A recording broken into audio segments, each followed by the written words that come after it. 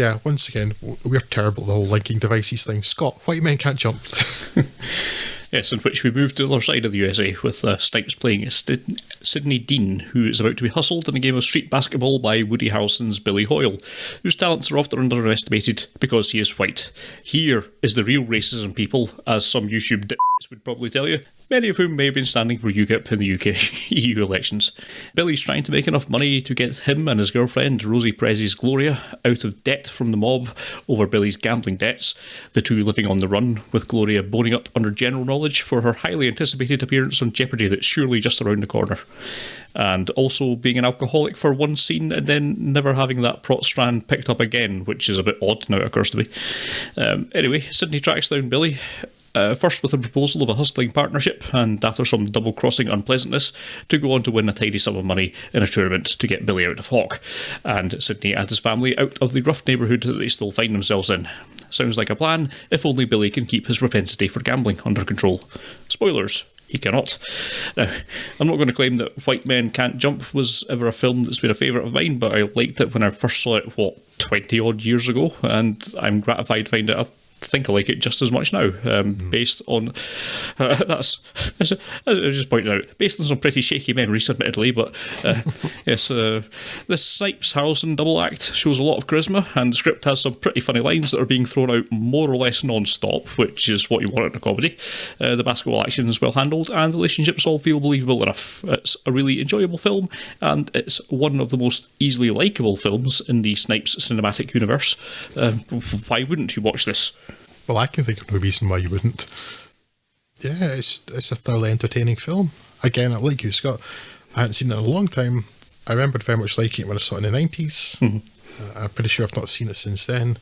And I watched it again now, and yeah, still really like it. It helps that I like basketball a lot, but it's more just...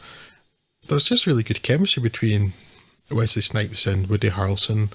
They play off each other well, and...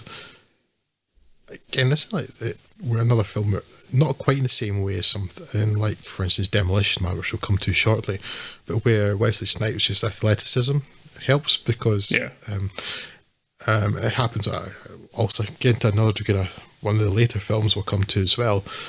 That some actors in a role like this, just like seeing them running about and stuff, you get a feeling that they probably have to fake it a lot of cutaways and things. Or that they just don't really have that physique, and Wesley Snipes just sort of fits. Harrelson, I'm not so sure about, but I didn't really question it, so I guess that means he did well enough. But with Snipes, I'm like, yeah, that all seems entirely legit. I'm buying that, which helps a lot. Yeah, it's just a fun film.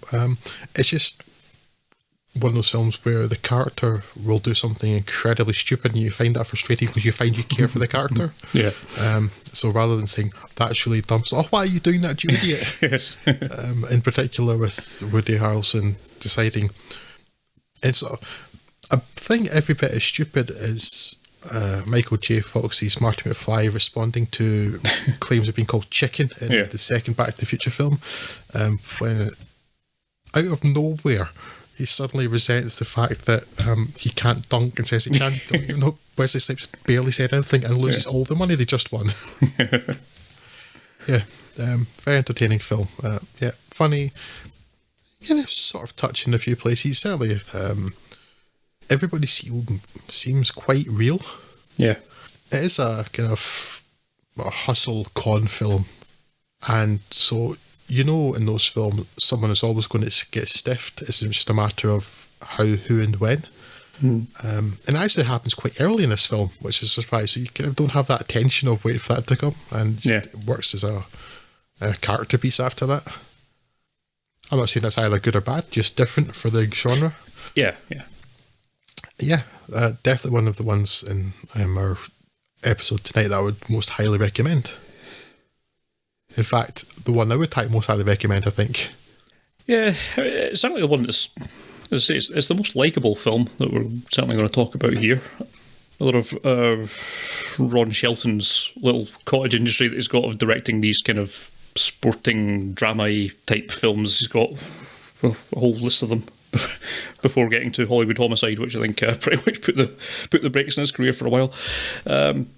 It's just a really good-natured and still amusing film after all these years. So yeah, definitely worth looking out. Wow, Hollywood Homicide. Yeah, that's. Remember Josh Hartnett? No, of course you don't.